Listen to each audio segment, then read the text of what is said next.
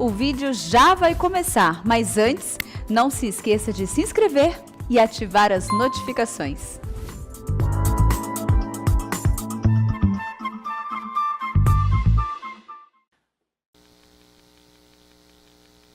Muito bem, meus irmãos, nós vamos iniciar a nossa escola bíblica dominical desse dia 13 de março de 2022, dando as boas-vindas a todos vocês e cumprimentando as pessoas que nos acompanham pelas mídias sociais.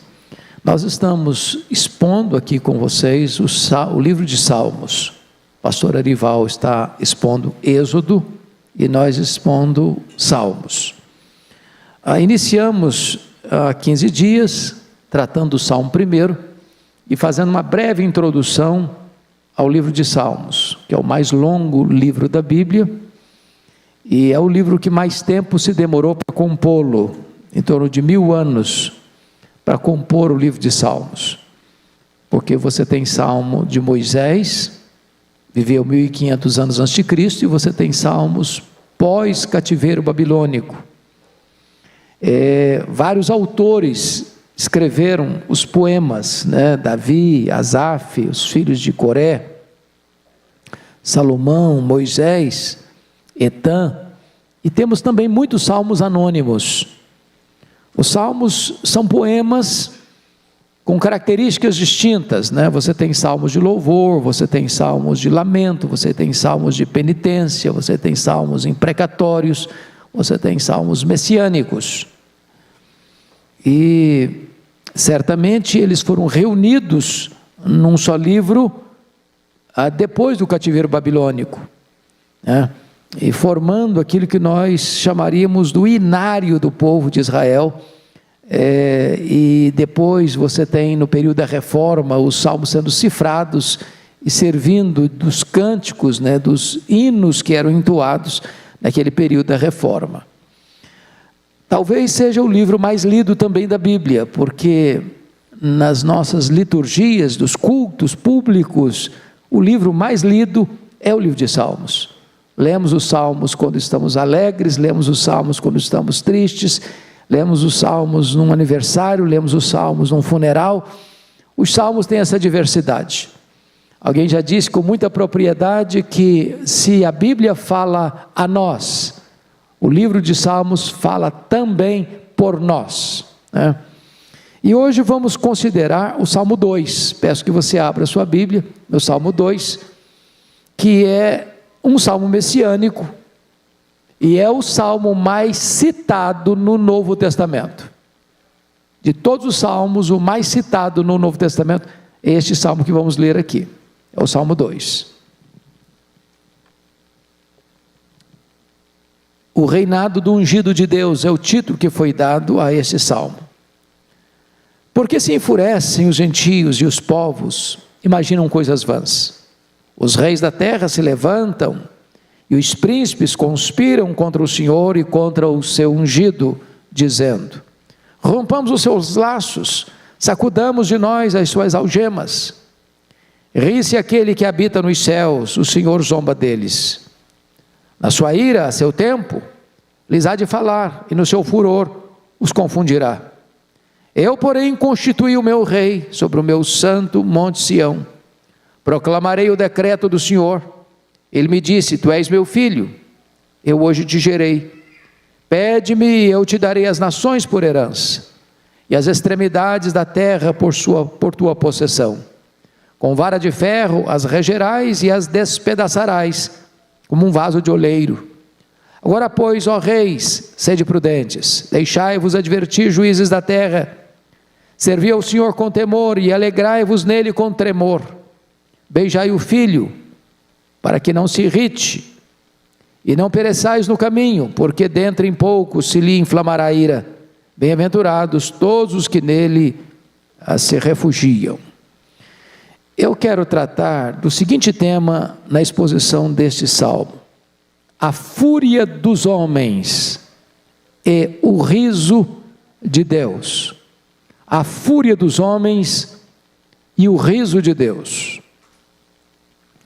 O contexto aqui é dos povos, das nações, dos homens em geral, se insurgindo contra Deus, se rebelando contra Deus, sacudindo o jugo de Deus, e não querendo que Deus reine sobre eles. E diante da conspiração, da afronta, da zombaria, do escárnio que os homens fazem de Deus, pensando que eles podem viver rebelando-se contra Deus sem qualquer consequência, ou achando que Deus não pode reagir a esta insubordinação humana. O texto diz que enquanto os homens enfurecem-se na terra, Deus está rindo e zombando deles no céu. Significa que o trono de Deus não pode ser abalado. Nenhum império, nenhuma nação, por mais poderosa, nenhum ajuntamento de nações pode se insurgir contra Deus e abalar o trono de Deus, e comprometer o governo de Deus, e contrariar o plano de Deus, ou frustrar o desígnio de Deus. Os homens não dominam, quem domina é Deus. O trono do céu governa a terra. Esta é a grande lição, ou a lição principal deste Salmo 2. Então, eu queria que você, com a Bíblia aberta no Salmo 2, pudesse acompanhar comigo a exposição desse Salmo. Então, a primeira coisa que o texto vai retratar para nós é a conspiração da terra. A conspiração da terra. Então veja comigo, por favor, os versos 1 a 3, para definir isso. Porque se enfurecem os gentios e os povos imaginam coisas vãs. Os reis da terra se levantam e os príncipes conspiram contra o Senhor e contra o seu ungido, dizendo: rompamos os seus laços e sacudamos de nós as suas algemas. Então, o que você percebe aqui é uma espécie de oposição rancorosa e deliberada dos povos contra Deus. Qual é a extensão desta rebelião? Qual é a extensão dessa rebelião? Está escrito aqui que os gentios e os povos e os reis e os príncipes, ou seja, tanto os líderes quanto os liderados, tanto os reis como os súditos, é uma conspiração geral, e é uma conspiração deliberada, e é uma conspiração rancorosa contra Deus. Agora, como é que é isso? Como é que é essa conspiração da terra? Primeiramente, veja você no verso 1, parte a fúria dos gentios. Por que se enfurecem os gentios? Os gentios aqui é um termo para generalização do ser humano. Todos os povos, todas as etnias, todas as culturas, todos os estratos sociais, todos os ideários políticos. Há uma conspiração global, universal, e os homens estão não só conspirando, mas eles estão furiosos, furiosos. Essa palavra enfurece aqui na língua hebraica é a mesma expressão para o mar agitado. O mar agitado, enfurecido. Então, o que está acontecendo aqui é que os povos estão irados, furiosos, se rebelando contra o governo de Deus. Eles não querem que Deus reine, eles não querem os preceitos de Deus, os valores de Deus, os princípios de Deus governando a vida deles. Eles querem sacudir esse jugo. Bom, além da fúria, em segundo lugar, existem as imaginações vãs. Olha o verso 1 ainda. E os povos imaginam coisas vãs. Quando diz que os povos imaginam coisas vãs nessa rebelião contra Deus, a ideia é de que a rebelião contra Deus é inútil, é irracional. Nessa quebra de braço entre o homem e Deus, o homem não tem chance de ganhar. Nessa rebelião do homem contra Deus, ou dos homens contra Deus, não há chance dos homens abalarem o trono de Deus, desestabilizarem o governo de Deus e prevalecerem contra Deus. E aí a história é nossa pedagoga. Porque eu pergunto a vocês, onde estão os grandes impérios que se insurgiram contra Deus? O que aconteceu com eles? O que aconteceu ao grande império egípcio? Seus faraós poderosos? O que aconteceu ao grande império assírio? Que amontoava terras e mais terras, e entravam nas cidades e decapitavam os homens, faziam montões e montões de cabeças na porta, dizendo: ninguém resiste ao nosso poder. O que aconteceu ao grande império babilônico, com a megalomania de Nabucodonosor? O que aconteceu ao grande império medo-persa, que conquista o império babilônico? O que aconteceu ao grande império greco-macedônio, ceifando o grande líder Alexandre aos 33 anos de idade? O que aconteceu ao grande império romano, com seus Césares, que massacraram, sobretudo, o povo de Deus? Júlio César, César Augusto, Tibério César, Calígula, Cláudio, Nero, Tito Flávio, Domiciano, Marco Aurélio, Sétimo Severo, Décio, Diocleciano, todos ruíram. Então, o que o texto está querendo mostrar para nós, que aqueles que se levantam contra Deus, para conspirarem contra Deus, imaginam coisas vãs, porque levantam-se ideias, levantam-se filosofias, levantam-se ideologias, levantam-se pensamentos dos homens, e não, nós vamos desbancar Deus, como Richard Dawkins. Dawkins, por exemplo, agora, mais recentemente na Inglaterra, escreveu: Deus, um delírio. Alguns se alarmaram: agora sim, vai desbancar Deus, vai desconstruir a fé cristã, vai jogar no pó do esquecimento o cristianismo. Onde está Richard Dawkins? Onde está o livro dele? Vira pó, vira poeira, cai no mar do esquecimento, e Deus continua no trono, e Deus continua reinando, e o povo de Deus continua avançando. Essa é a ideia aqui do texto.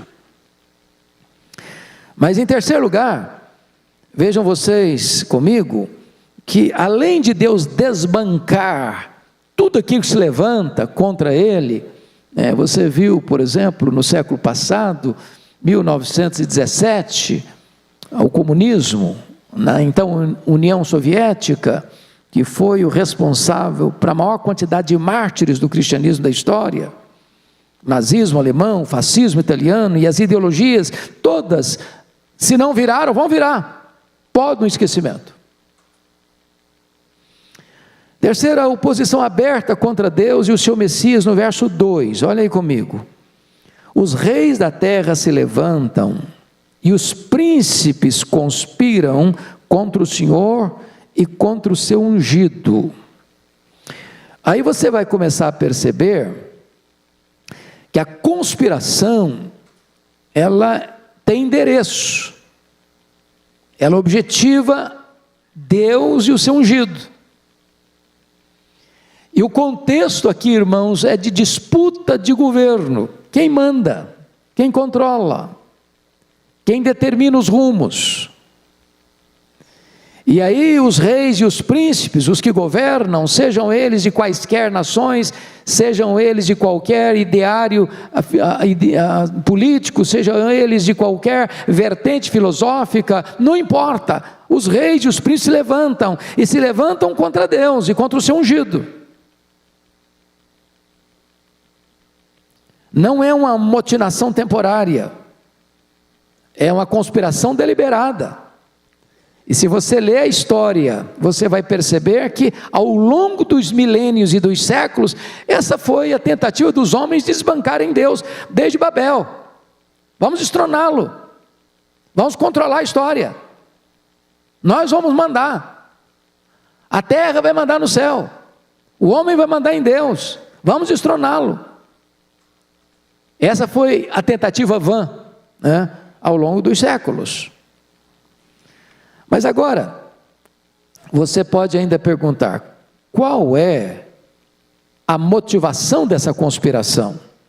Por favor, confira aí o verso de número 3, qual é a motivação? Rompamos os seus laços e sacudamos de nós as suas algemas. Aqui está o ponto.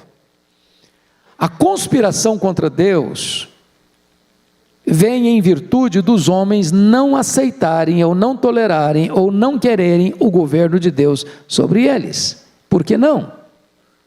Porque o governo de Deus tem valores, tem princípios, tem balizas, tem certo, tem errado, tem luz, tem trevas, faz distinção entre o que é certo e o que é errado, o que é santo e o que é profano, o que é legítimo, o que é ilegítimo, o que é aceitável, o que é reprovável.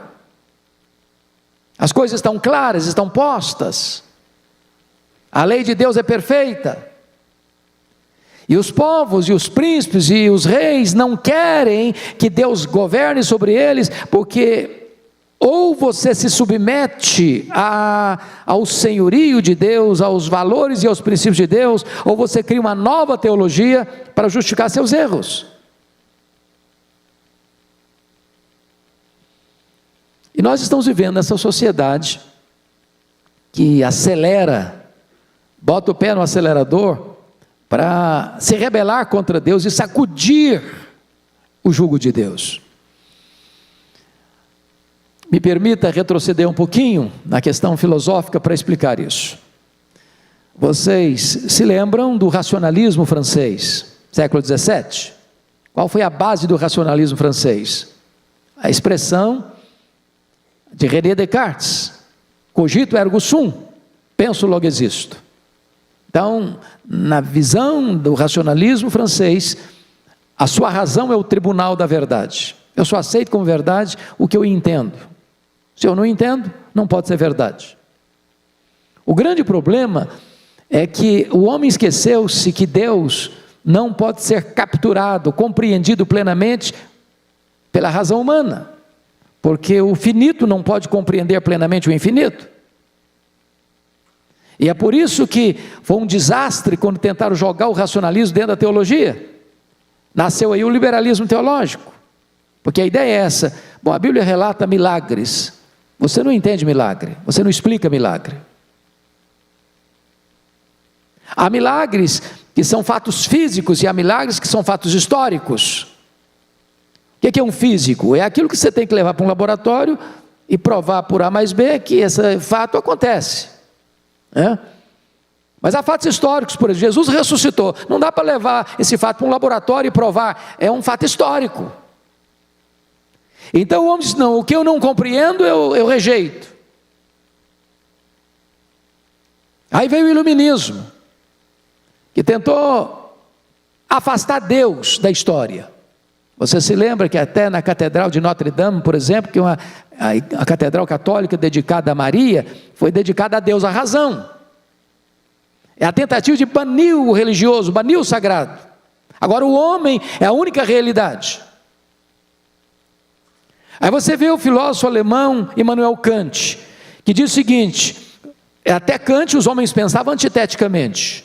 Significa, se há é verdade, não há, não pode ser verdade. Luz não pode ser igual à treva. O certo não pode ser igual ao verdadeiro, ao errado.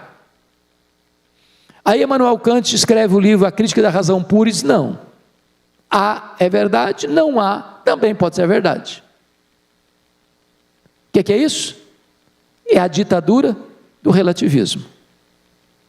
Nós estamos numa zona neutra, cinzenta, onde não tem certo e nem errado, onde não tem verdade nem mentira.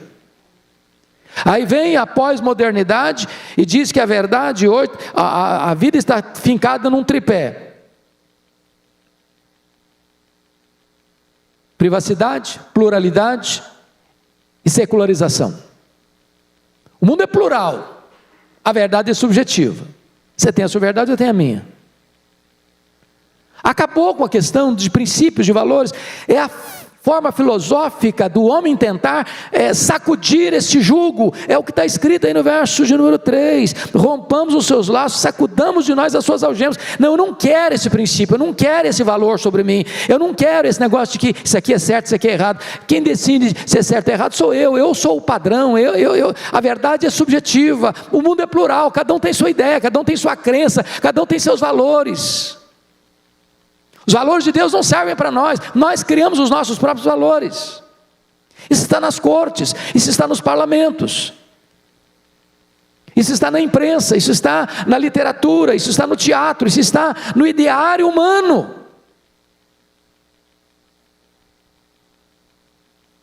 Agora, como é que Deus reage a isso?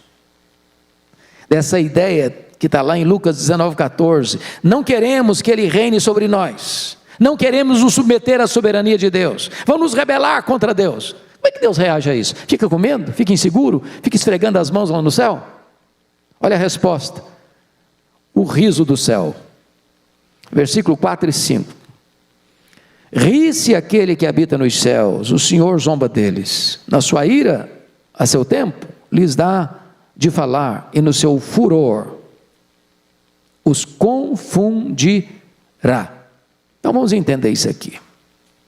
A ideia é, esse riso de Deus é o riso de zombar dessa tentativa do homem de anular o trono de Deus e de não querer que Deus reine.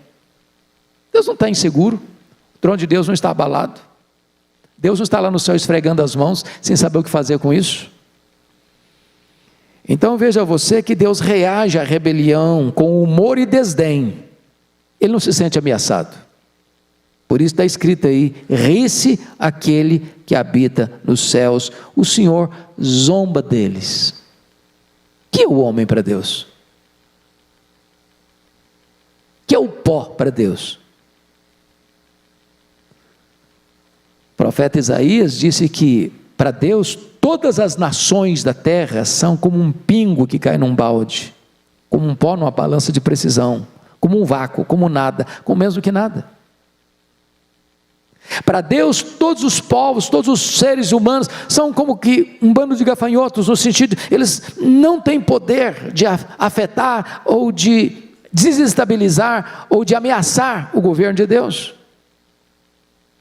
Mas em segundo lugar, não só o riso de Deus, mas olha o verso 5, a ira de Deus. Na sua ira, a seu tempo, lhes há de falar, e no seu furor os confundirá. O que está escrito aqui então? Depois que Deus tem o riso do desdém, a afronta humana, Deus fala, e a fala de Deus, no pacote da ira divina, derrete, desestabiliza, destrói, confunde.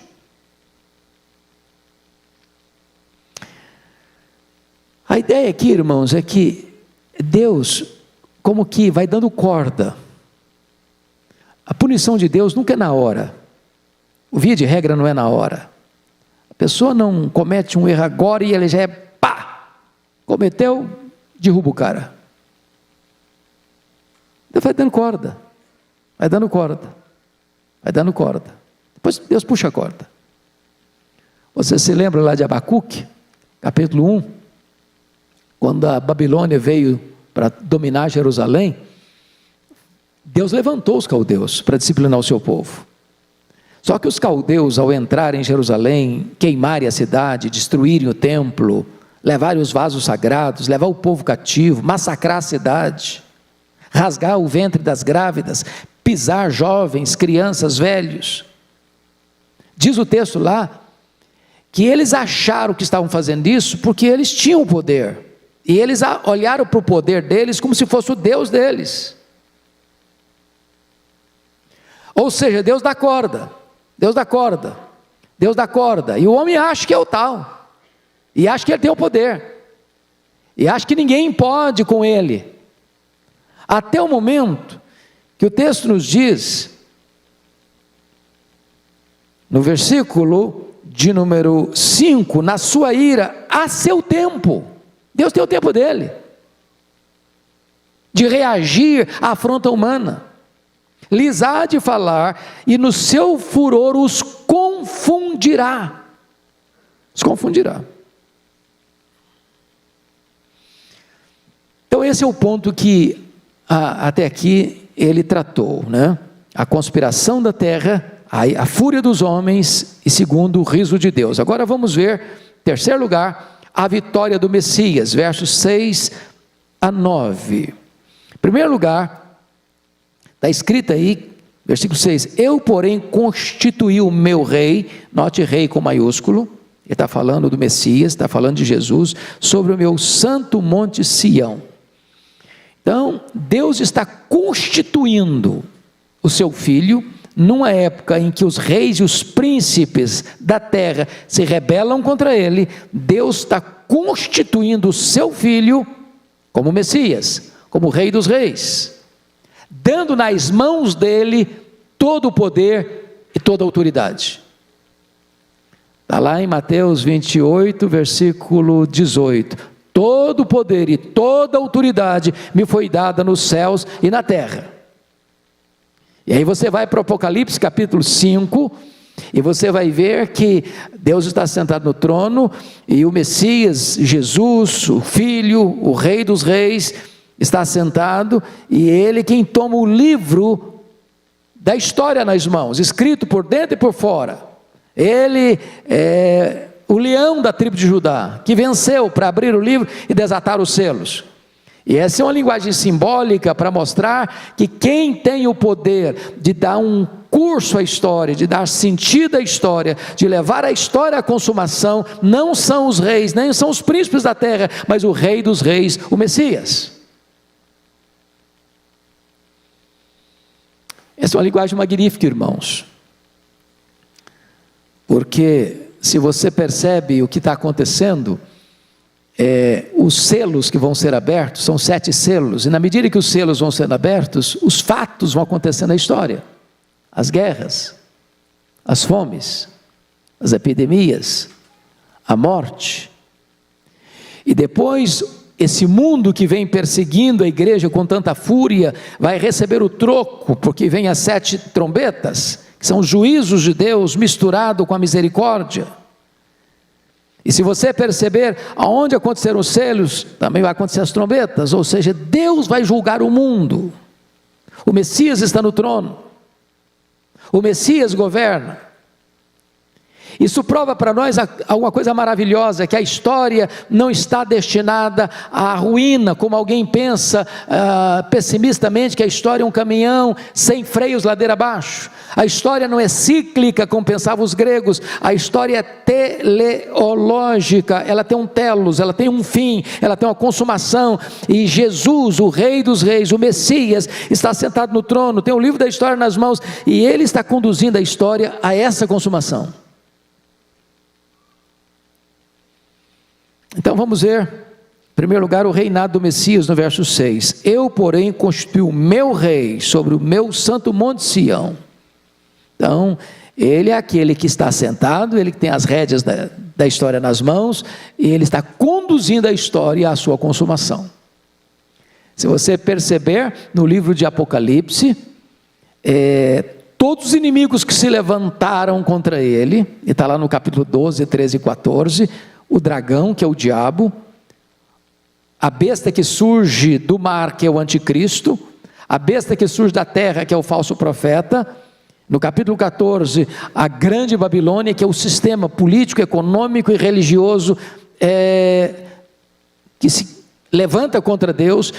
Todos esses inimigos vão caindo. Capítulo 17, 18, cai a grande Babilônia. Capítulo 19, o anticristo e o falso profeta são lançados no lago do fogo. Capítulo 20, o diabo é lançado no lago do fogo. No capítulo 20, a morte é lançada no lago do fogo. No capítulo 20, todos aqueles cujos nomes não estão escritos no livro da vida são lançados no lago do fogo. E lá em 1 Coríntios 15, 25, diz que então Deus vai colocar todos os inimigos dele debaixo dos seus pés, para que ele seja tudo em todos.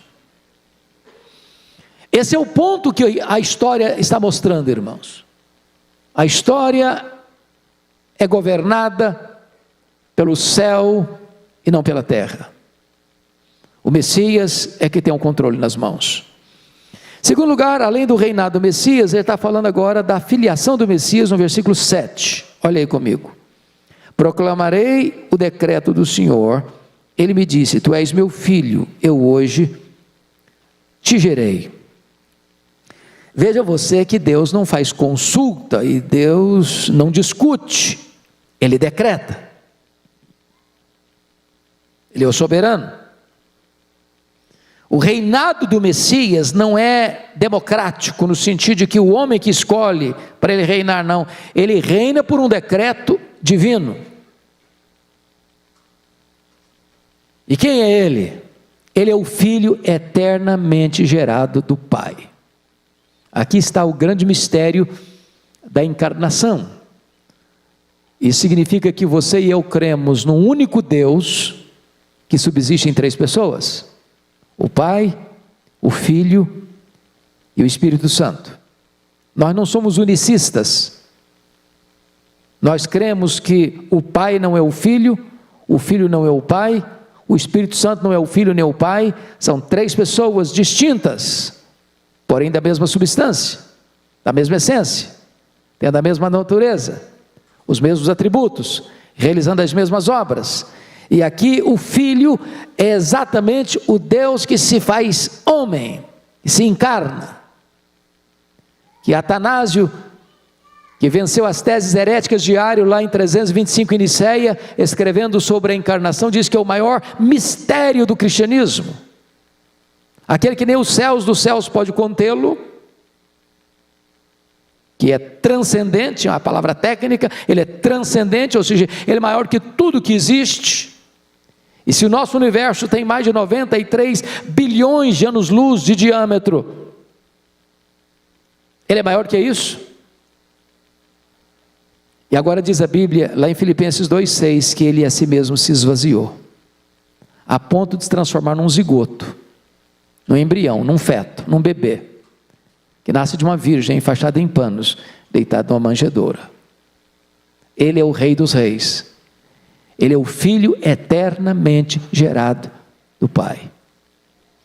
Mas depois de falar da filiação do Messias, em terceiro lugar vai falar da herança do Messias no verso 8, confira aí comigo.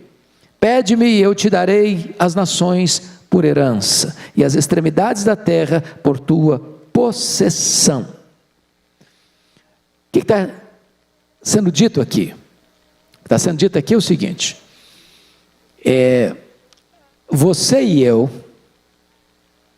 todos aqueles que creem no Senhor Jesus, que compõem a igreja do Deus vivo, a coluna e baluarte da verdade, todos nós somos um presente do Deus Pai ao Deus Filho. Em virtude do sacrifício que ele fez lá na cruz, está lá em Apocalipse 5,9, que ele morreu para comprar com seu sangue os que procedem de toda tribo, povo, língua e nação. Então você e eu fomos comprados pelo sangue de Jesus. Está escrito lá em Isaías capítulo 53, versículos 11 e 12, que ele viu o fruto do penoso trabalho da sua alma e ficou satisfeito. A Bíblia diz em Hebreus que ele não levou em conta a ignomínia da cruz pela alegria que lhe estava proposta. É por isso que Jesus disse lá em João 6, 37, todo aquele que meu Pai me dá, esse virá a mim, e aquele que vem a mim, de maneira nenhuma eu lançarei fora. Ou seja, você e eu fomos dados pelo Pai ao Filho, e você e eu somos a herança de Jesus. Você e eu somos o presente de Deus Pai ao Deus Filho. E é nesse contexto que ele está dizendo: pede-me, eu te darei as nações por herança. Ele está falando aqui, tudo já é dele, ele criou e ele é o proprietário de tudo. A Bíblia diz lá em João 1,3, todas as coisas foram feitas por intermédio dele, sem ele nada do que foi feito se fez. Mas ele está falando agora de redenção, ele está falando agora de um povo que foi comprado, e comprado não com ouro nem com prata, mas com o sangue do Filho de Deus. Então você foi comprado, e você é herança dele, e o Pai está dando para ele, Jesus, agora você é o fruto do penoso trabalho da alma de Jesus, que derramou a sua alma na morte para comprar você. Você é propriedade exclusiva dele. Bendito seja Deus. Mas agora, em quarto lugar, o salmista está falando agora do governo do Messias no verso 9, confira aí comigo. Com vara de ferro as regerás, as nações, regerás as nações, e as despedaçarás como um vaso de oleiro. Ele está usando uma linguagem aqui, obviamente, é muito provável que esse salmo foi escrito por Davi. Aliás, o Novo Testamento prova isso, embora não esteja escrito aqui, mas ele é citado no Novo Testamento como um salmo de Davi. Davi era um pastor, e a ideia de vara era uma ideia muito comum para ele, porque está tratando aqui de dois tipos de vara. Se você pensa num pastor, a vara era o cajado da ovelha, para guiar a ovelha, para separar a ovelha. Então ele usava a vara para nortear a ovelha. Mas a mesma vara que era usada para guiar a ovelha, era usada também como ferramenta, como arma, para espancar o lobo. Protege um, fere o outro. O contexto aqui do governo é que aqueles que rebelam-se contra o governo do Messias, se insurgem contra ele, zombam e escarnecem dele, dizendo: vamos sacudir o jugo dele. Eles que pensam que estão no controle e no poder, eles são tão frágeis, como um vaso de barro, que você pega um porrete, uma vara, e bate com força nesse vaso, e ele vira caco, ele se esmiuça. Irmãos amados, tem hora que você olha para a história, para as nações, a opressão, a zombaria, o ateísmo, as ideologias que foram uma razão de tanta tortura, de tanta morte, e notinha de rodapé. Às vezes a gente fica chocado, irmãos, com as consequências, mas não fica chocado com as causas. Dr. Aníbal Pereira Reis, um dos maiores apologistas do Brasil, disse que a bomba mais poderosa do mundo não é a bomba atômica, não é a bomba de hidrogênio. A bomba mais poderosa do mundo é a bomba I, é a bomba das ideias. Às vezes um cidadão está lá no na sua sala com ar condicionado, concebendo uma ideia, e aquela ideia dele vira uma filosofia, e aquela filosofia é abraçada, e aquela filosofia vai ser jogada para a história, para massacrar, para matar, para torturar, para oprimir. Foi o comunismo, 1917, na Rússia, na então União Soviética. O que foi o nazismo alemão, o que foi o fascismo italiano, o que é a ideia de que o homem é apenas uma coisa e não um ser humano. Tudo isso brota de uma ideia,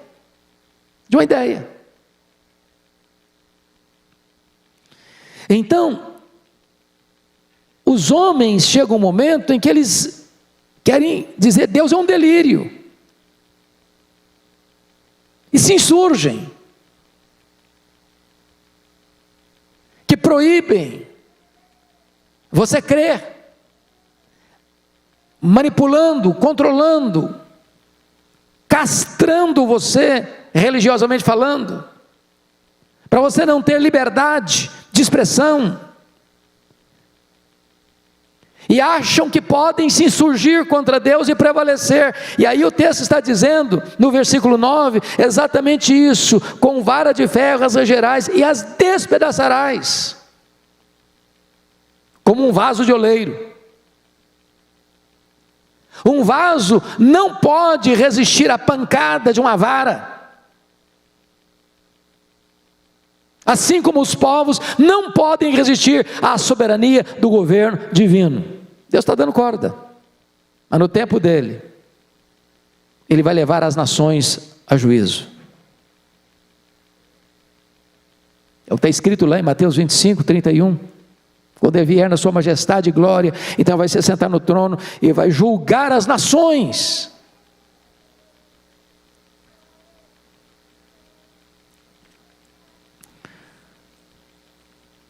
Agora, o último ponto da nossa exposição é o conselho de Deus. Então, você viu o reinado do Messias e agora Deus está dando conselhos para as nações. Porque preste atenção nisso, as trombetas sempre vão soar antes do juízo chegar. Deus não tem prazer na morte do ímpio, em que ele morra e pereça. Deus alerta, Deus propõe a vida e a morte. Deus escolhe a vida porque você viva. E agora nós vamos ver qual é o conselho que Deus vai dar. Primeiro, abra seus ouvidos, versículo 10. Agora, pois, ó reis, sede prudentes, deixai-vos advertir, juízes da terra. Deus está dizendo, olha, eu vou advertir, eu vou falar, eu vou aconselhar, abra os ouvidos, aceite a advertência, escute, não seja tolo, não seja rebelde, não seja insubmisso. Eu estou falando, estou advertindo, estou alertando, escute. Não seja como um mulo, como uma mula, que precisa apanhar. A vara é para as costas do tolo. Escute a advertência, abra os ouvidos. Segundo, abra suas mãos, versículo 11a, servi ao Senhor com temor. Servir aqui traz a ideia de você se submeter ao governo dele com reverência, com temor. E temor aqui não é fobia, temor aqui não é medo, no sentido de você vai viver debaixo da escravidão do medo. Eu gosto muito de ilustrar isso com a questão de pai e filho. O que um filho deva ter com seu pai? Por exemplo, se um filho, uma filha, não vou fazer isso porque eu tenho medo do meu pai. Eu não vou fazer aquilo outro porque meu pai vai me castigar e eu não quero sofrer. Essa é uma boa motivação? Não seria uma boa motivação. Qual seria a motivação correta? Eu não vou fazer isso de errado porque isso vai entristecer meu pai. Isso vai ferir o meu pai. E meu propósito é honrar meu pai. E eu temo no sentido de não querer entristecê-lo. Essa é uma boa motivação. O que o texto está dizendo é que nós devemos servir a Deus com esse sentimento, com esse temor reverente, que é o princípio da sabedoria. Aliás, o único freio moral para o ser humano é o temor de Deus. Não é porque está na lei, não é porque uma pessoa vai ficar chateada com você, não é porque isso vai trazer prejuízo para você. O freio moral é o temor de Deus, servir ao Senhor com temor.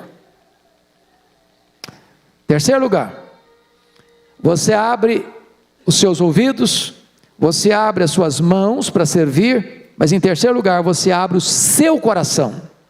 Olha o verso 11, a parte B, e alegrai-vos nele com tremor. Não é uma alegria frívola, não é uma alegria pecaminosa, não é uma alegria mundana, é uma alegria reverente, sabendo quem Ele é. De vez em quando as pessoas me fazem a seguinte pergunta: pastor, como é que se lida com vaidade, com soberba? Minha resposta é a seguinte: uma pessoa para nutrir vaidade ou soberba no coração, é porque não conhece duas coisas. Primeiro, ele não conhece a Deus. Pergunto a vocês, quem pode comparecer perante aquele que é santo, santo, santo, o todo-poderoso Deus, de nariz empinado? Quem? Só um doido, só um louco. Se os próprios serafins cobrem o rosto na presença dele, quem vai comparecer lá de peito estufado? Você é um louco. Mas segundo, só mantém soberba no coração quem não se conhece. Você tem noção de quão pecador você é? Porque se você acha que você está com a bola cheia, você não se conhece ainda.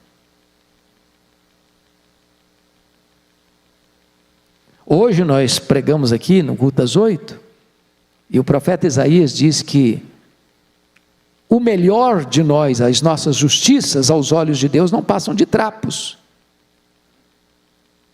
Todas as pessoas que tiveram encontro com Deus reconheceram o seu pecado. Por exemplo, Jó disse: Senhor, eu te conhecia só de ouvir, mas agora os meus olhos te veem, por isso eu me abomino no pó e na cinza.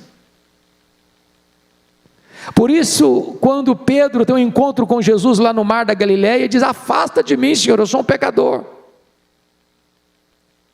É por isso que Paulo diz: ai de mim, miserável homem que eu sou, quem me livrará do corpo desta morte? Foi por isso que João, lá na ilha de Patmos, ao ter uma visão do Cristo da glória, ele caiu como morto aos seus pés. Não dá para você conhecer a Deus e conhecer você mesmo e ficar com o nariz empinado. Não dá. Então, essa alegria é uma alegria com tremor, com reverência. Mas finalmente, último lugar, abra seus lábios, versículo 12.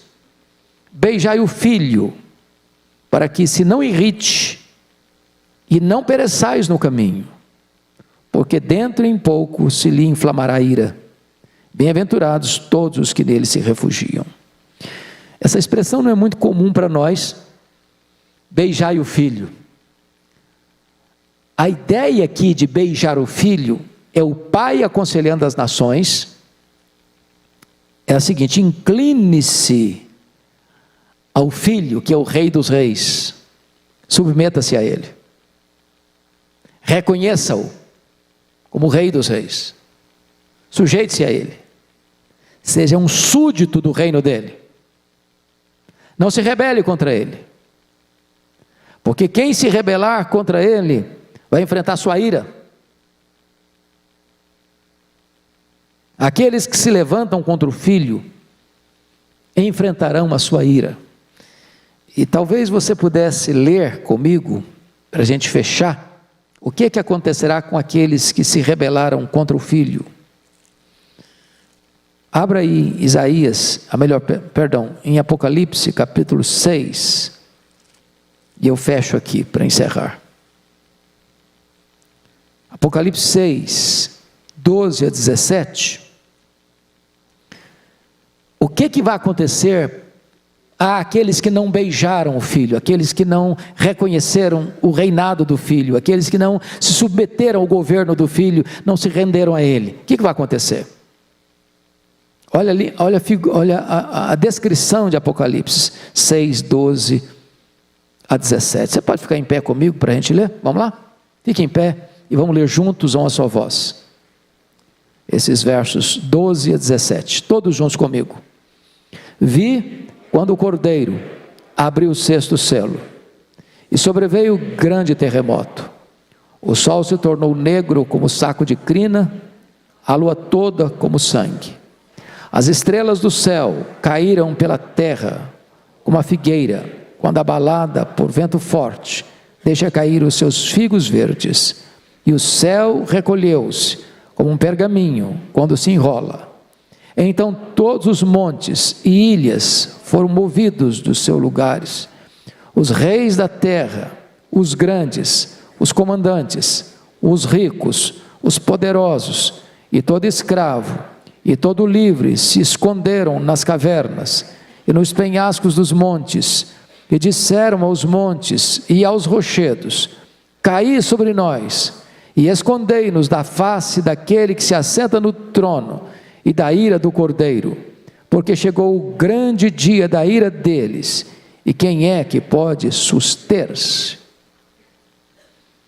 Beijai o filho, enquanto é tempo, submeta-se a Jesus, renda-se a ele, reconheça-o que ele é o Rei dos Reis e o Senhor dos senhores. Concluindo no Salmo 1 que abordamos da última feita, o ímpio é considerado como palha dispersa para o fogo. No Salmo 2, o ímpio é feito em pedaços, como um vaso de oleiro. Que decisão você vai tomar? Rebelar-se contra o filho? Ou beijá-lo e recebê-lo nesta manhã como seu Deus, como seu Salvador? A decisão é sua, intransferivelmente sua, e o tempo para decidir é hoje. Vamos orar. Senhor Deus, nós te agradecemos pela tua palavra, viva, poderosa, rica, esclarecedora. Pedimos-te que tu nos dês o teu Espírito, iluminando a nossa mente e o nosso coração, para compreendermos a tua palavra, para reconhecermos que em tempos de tantas convulsões sociais, econômicas, políticas, ideológicas, neste mundo, tu estás no trono, e o teu trono não é abalado nem ameaçado.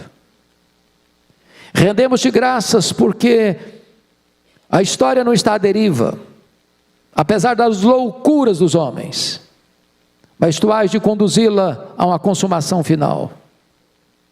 Rendemos-te graças porque Jesus é o Rei dos Reis e é o Senhor dos Senhores.